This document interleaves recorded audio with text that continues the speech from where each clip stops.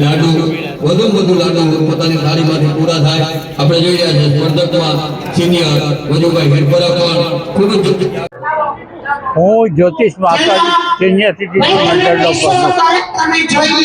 આજે મકર સંક્રાંતિ નિમિત્તે અમે ગાયત્રી મંદિરના સાનિધ્યમાં એક મમરાના લાડુ ખાવાની હરીફાઈ રાખેલી।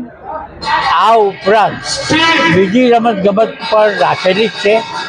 અમે છેલ્લા 11 વર્ષથી આ જાતનું પ્રોગ્રામ કરીએ છીએ। પહેલાં અમે પતંગ કાપવાની હરીફાઈ પર રાખતા હતા, પણ પવનની અનિયમિતતાને કારણે એ બંધ કરેલું છે।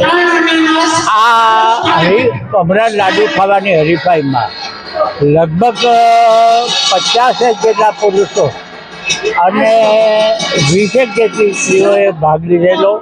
બધાએ બહુ આનંદથી આમાં ભાગ લીધો છે અને પોતાની ઉંમર પ્રમાણે જેટલું શક્ય હોય એટલું આનંદથી જીવવા કોશિશ કરે છે અને એ પ્રમાણે આ હરીફાઈનો આયોજનમાં ભાગ લે છે।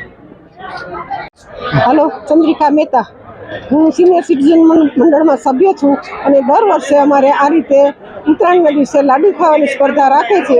अमे खूब ज आनंद लईए छीए। दरेक सभ्यों में भाग ले छे, बहनों तथा भाईओ।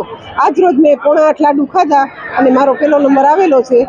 आ सिवाय घणी बधी रमतो, दाखला तरीके पाणीना ग्लास माथा उपर राखी अने चालवानुं, पछी લીંબુ ચમચી, ત્યાર પછી મ્યુઝિક ચેર, આ રીતે રમતો રમાડી અને સિનિયર સિટીઝનોને પોતાનું બચપન યાદ કરાવે અને આનંદ મળે એ રીતે પ્રયત્નો માકડ સાહેબ કરે છે અને સિનિયર સિટીઝન મંડળમાં અમને ખૂબ જ મજા આવે છે। શેના લાડુ હતા બેન? મમરાના લાડુ હતા।